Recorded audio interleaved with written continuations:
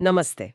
आज हम भारत की राष्ट्रीय शिक्षा नीति 2020 के कुछ खास हिस्सों पर बात करने वाले हैं। जी। समझने की कोशिश करेंगे कि ये भारत की शिक्षा व्यवस्था को कैसे बदलने का इरादा रखती है। हाँ, ये 21वीं सदी की पहली ऐसी पॉलिसी है, तो उम्मीदें तो हैं ही। बिल्कुल। दुनिया बदल रही है, टेक्नोलॉजी, जॉब्स, सब कुछ। सही कहा। और साथ में वो जो 2030 तक सबको क्वालिटी एजुकेशन देने का ग्लोबल टारगेट है, SDG 4। अच्छा, हाँ। ये नीति उन सब चीजों को ध्यान में रखकर बनी लगती है। तो हमारा काम है इसके जो मुख्य बिंदु हैं उन्हें निकालना, वो बातें जो असल में बदलाव ला सकती हैं। तो सबसे बड़ा लक्ष्य क्या है इसका? सिर्फ स्कूल में एनरोलमेंट बढ़ाना या कुछ और भी? नहीं, सिर्फ एनरोलमेंट नहीं। लक्ष्य तो यह है कि 2040 तक एक ऐसी शिक्षा व्यवस्था बने जो किसी से पीछे ना हो। और ये सिर्फ किताबी ज्ञान या गिनती सीखने तक नहीं है। जोर इस पर है कि बच्चों में critical thinking, problem solving skills, अच्छा। और साथ ही नैतिक और सामाजिक विकास भी हो। एक दिलचस्प बात यह भी है कि इसमें तक्षशिला, नालंदा जैसी हमारी प्राचीन ज्ञान परंपराओं से प्रेरणा लेने की बात है, उन्हें आज के हिसाब से ढालकर। हाँ बिल्कुल, कंटेम्प्रेरी बनाकर। और स्कूलों के स्ट्रक्चर में क्या बड़ा बदलाव है? वो 10+2 वाला सिस्टम तो बहुत पुराना था। हाँ, वो शायद सबसे दिखने वाला बदलाव है।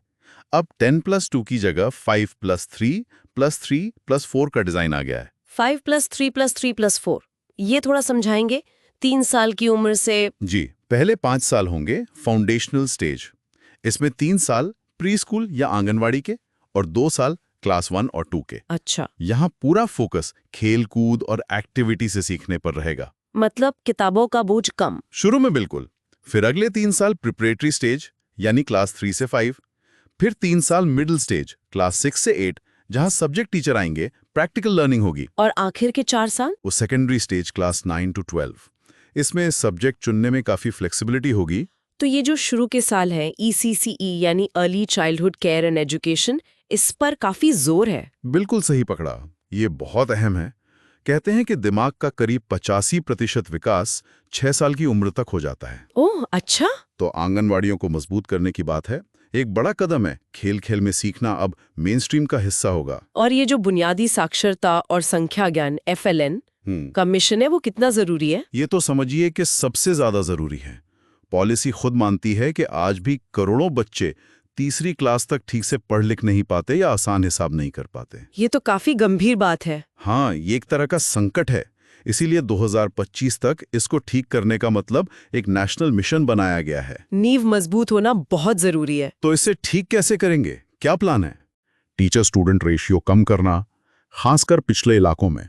वहां शायद 25 बच्चों पर एक टीचर। सिलेबस में FLN पर ज्यादा फोकस, स्कूल लाइब्रेरीज को बेहतर बनाना, और पहली क्लास के बच्चों के लिए 3 महीने का स्कूल तैयारी मॉड्यूल भी होगा जो खेल पर आधारित होगा। पोषण और स्वास्थ्य का भी जिक्र है। हाँ, मिड डे मील के साथ नाश्ता देने की भी बात है इसमें। क्या FLN ठीक होने से स्कूल छोड़ने वाले बच्चे भी कम होंगे? Drop out rate? उम्मीद तो यही की जा रही है। लक्ष्य है 2030 तक 100% gross enrolment ratio pre school से सेकेंडरी तक। अभी कितना है? अभी देखिए, क्लास 6-8 में तो 90% के ऊपर है, पर 9-10 में 80% से कम, और 11-12 में तो सिर्फ 56-57% के आसपास। 3 करोड़ से ज्यादा बच्चे स्कूल से बाहर हैं। बाप रे। तो इसके लिए क्या कदम है? इंफ्रास्ट्रक्चर सुधारना, बच्चों की ट्रैकिंग करना, जो सोशियो इकोनॉमिकली पिछड़े ग्रुप्स हैं SEDGs, उन पर खास ध्यान देना, ओपन स्कूलिंग को भी बढ़ावा देना। अच्छा, अब आते हैं सिलेबस और पढ़ाने के तरीके पर। क्या रट्टा मारने वाली पढ़ाई वाकई खत्म होगी? कोशिश तो यही है, सिलेबस का कंटेंट कम करके कोर कॉन्सेप्ट्स पर फोकस करना है। रटने के बजाय समझना, करके सीखना, एक्सपीरियंशियल लर्निंग। जैसे आर्ट्स, स्पोर्ट्स को पढ़ाई से इंटीग्रेट करना, कहानी सुनाकर पढ़ाना। और वो जो स्ट्रीम्स का चक्कर था, साइंस, आर्ट्स, कॉमर्स, हाँ, वो कठोर बंटवारा खत्म होगा। बच्चे अपनी पसंद के विषय मिक्स करके चुन सकेंगे। वोकेशनल सब्जेक्ट्स भी साथ में ले सकेंगे। ये तो बढ़िया है। भाषा के बारे में क्या है? मातृभाषा में पढ़ाई? हाँ, कम से कम ग्रेड 5 तक, और कोशिश रहेगी कि ग्रेड 8 तक पढ़ाई का मीडियम मातृभाषा या घर की भाषा या लोकल भाषा हो। और त्रिभाषा फॉर्मूला? वो भी रहेगा, पर लचीलेपन के साथ। कोई भाषा थोपी नहीं जाएगी। संस्कृत और दूसरी क्लासिकल भाषाएं, विदेशी भाषाएं, ये सब ऑप्शन के तौर पर होंगी। और इम्तिहान, एग्जाम्स का क्या? उसमें भी बदलाव है। रटने वाले एग्जाम से हटकर कॉम्पिटेंसी बेस्ड असेसमेंट होगा। मतलब ये देखा जाएगा कि बच्चे ने सीखा क्या है, न कि सिर्फ याद क्या किया है। 360 डिग्री रिपोर्ट कार्ड की भी बात सुनी थी। हाँ, उसमें सिर्फ टीचर के मार्क्स नहीं होंगे, बच्चा खुद का आकलन करेगा, उसके दोस्त करेंगे, स्किल्स और बाकी चीजें भी शामिल होंगी। और बोर्ड एग्जाम्स? वो आसान होंगे, साल में 2 बार देने का मौका मिल सकता है, और वो कोर कॉम्पिटेंसीज टेस्ट करेंगे। तीसरी, 5वीं, 8वीं में भी स्टैंडर्डाइज्ड एग्जाम होंगे और एक नेशनल असेसमेंट सेंटर बनेगा, परख। हाँ, PARAKH, performance assessment, review and analysis of knowledge for holistic development. ये पूरे देश में लर्निंग स्टैंडर्ड्स को देखेगा। इन सब बदलावों में टीचर का रोल तो बहुत ही अहम हो जाता है। उनके लिए क्या है पॉलिसी में? बिल्कुल, टीचर्स तो सेंटर में है।